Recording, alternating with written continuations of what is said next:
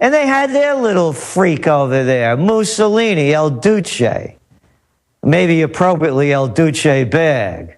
And how could they have let this guy destroy their country? And then you look in America, and guess what? We have our two-bit freaks over here as well. Oh, I'm a political dissident because I don't believe the freaks?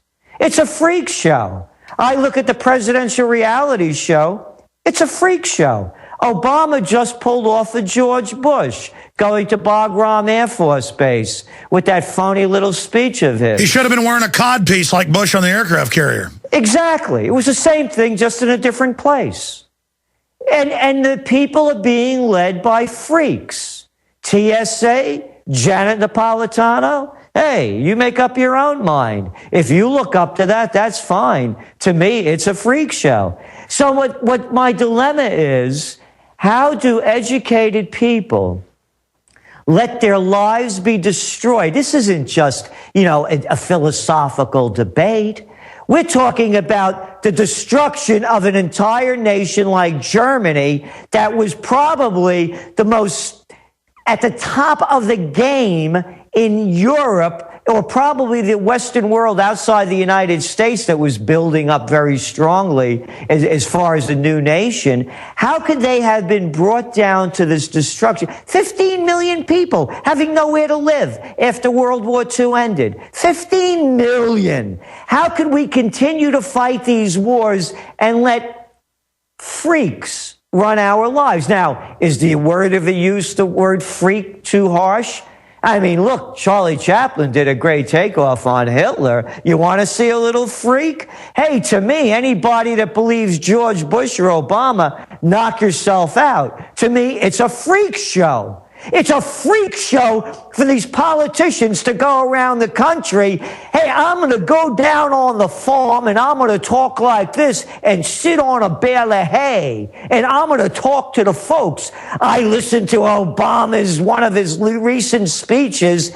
He used folks in it about 15 times. Wait a minute. Did you hear Hillary when she goes to different areas? She talks in the accent. So does Rick Perry. When she went to Kentucky, she went, I'm here, y'all. Good to see. Guys, pull up Hillary talks with Kentucky accent. And it's like, even they were like, what is this? The most wild-eyed, moonshine-drinking hillbilly didn't talk like that. That's the condescension of these people. Exactly. So what has happened to the human spirit?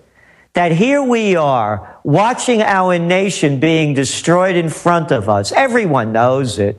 I mean, the TSA, this is just a show that they're going to keep putting more and more pressure on us until we have no rights left. And by the way, that's what the Germans told me as well. They didn't lose their rights just in one day. They were taken away from them, taken away to the point where if they spoke out, they would be taken out. And the same thing's happening here. A political dissident? I mean, what? If you don't believe in the crap that they're shoving down your throat, then you're an enemy of the state? How, you mean when you could see through the syndicate and call them a bunch of criminals? Oh, then you're a dissident? And so what's happening here? But again, to me, and this is what it's going through my head since my return, what is it in the human spirit that gives the people the lack of courage, dignity, respect, integrity? I'll tell you what it is. Corrupt control freaks want power and will weasel in, and normal people just want to go home and be with their family and sit there with horror, and they are buying 5 million guns a month. So people are waking up, but I agree with you.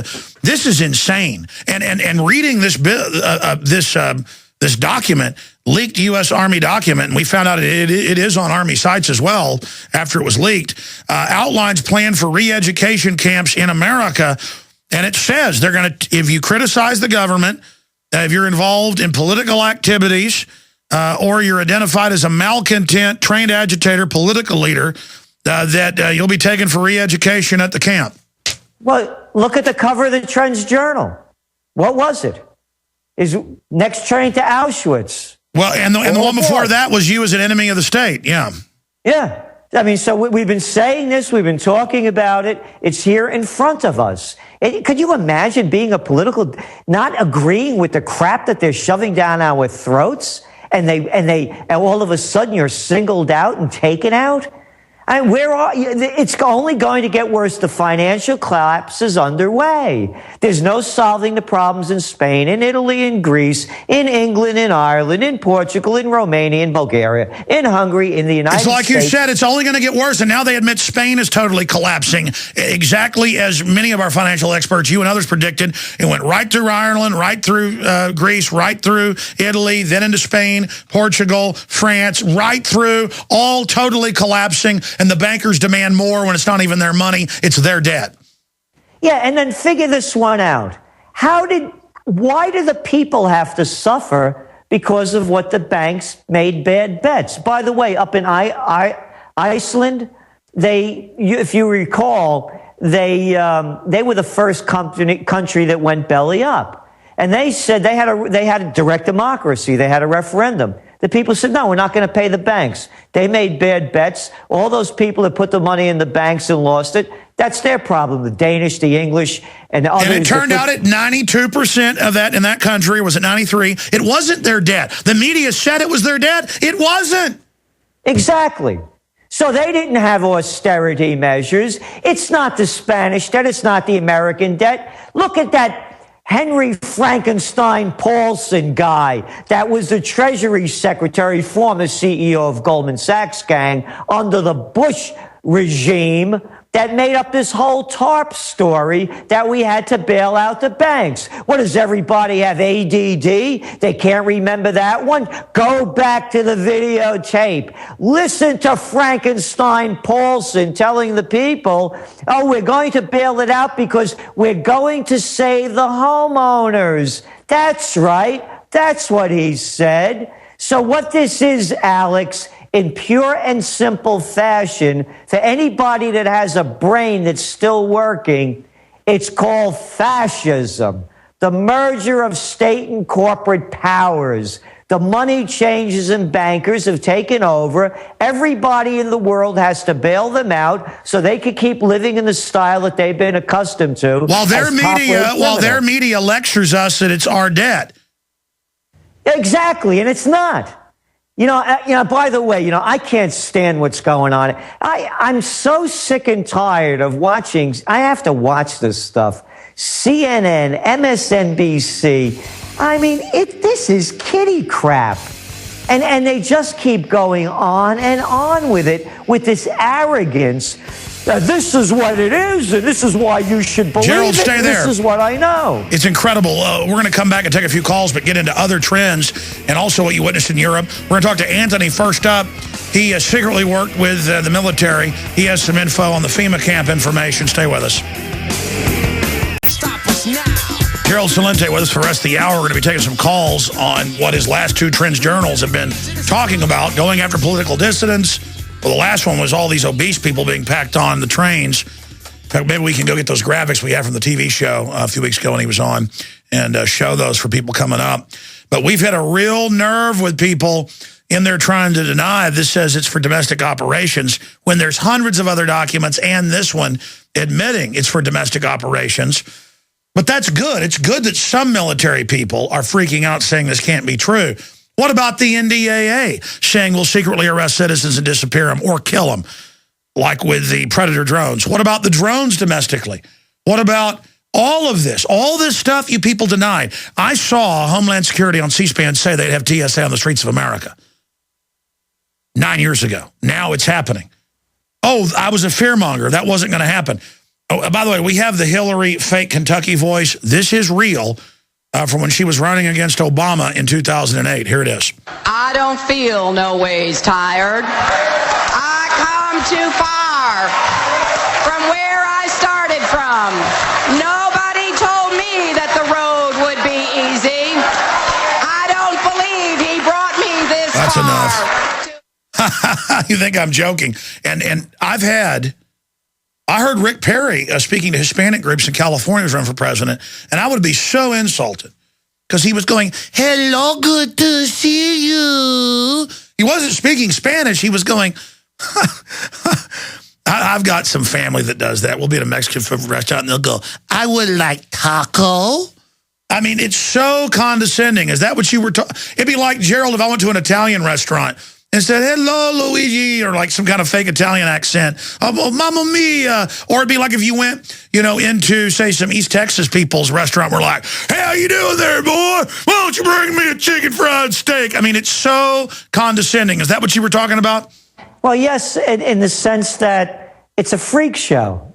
That's all it is. These are freaks. Only a freak would behave like, no, hey, wait a minute. She's the Secretary of State. She was a presidential candidate and a former first lady. I could become a political dissident for calling a freak because only a freak would behave like that, in my estimation. The crowd appeared to love it. They were all applauding like little children. And that goes back to what I was saying. How could a civilized society like Germany, the top engineers in the world, this beautiful country, be taken over and bow down to and suck up and follow a two-bit freak like Hitler? How could Italy have done it? How does America do it? The people keep applauding. They applauded that cheap act. Let me read you this. You want to see a part of a freak show and a guy that applauds? Chris Matthews, host of MSNBC's Hardball, how about Softball, raved about President Obama's speech made to American troops during his surprise visit to Bagram Air Force Base in Afghanistan. Oh, and you go back to the speech, and President Obama says how close to our heart Bagram Air Force Base is. I'm sure everybody out there listening, it's so close to your heart, and you could find it, on a map and put a pin on it. Anyway, quote, I imagine being a soldier over there. This is what you want to hear, Matthews said. Imagine being a soldier over there? What is this clown playing with? The soldiers, most of them say they want to come home. The guy that killed all those people begged not to be sent back for a fourth time as part of his foot had been blown off. But they always imply, let's support the troops. And everybody knows what they want. The war to continue and to be sent in for a seventh tour. That's what they really want. That's what that movie Hurt Locker said. That's not true. So here you have this little altar boy, Chris Matthews. I imagine being a soldier over there. What are you, 6 years old? You can't imagine this. You have no idea what it's like. But this is the kind of prostitute. That's such great stuff. I was so proud of the president, I must say. I mean, come on. This is what it is. So these are the prostitutes leading the people to war. And again, I keep going back to the premise. How could people buy this cheap freak show? Well, by the way, it is a freak show. Let's say if I came up to New York to see you like I've done, and if we were at dinner and I started doing a New York accent, you would think I was a freak. Or if you came down to Texas to visit me, and you get here and suddenly you're like, how you doing, Alex? After a while, I'd be like, Gerald, are you on medication? I mean, they're freaks. I promise we're going to your calls when we come back. And then Gerald's got a bunch of other info he's going to be breaking down. He's going to tell us what's coming up in his latest Trends Alert. But they got folks holding. I'm going to get to you.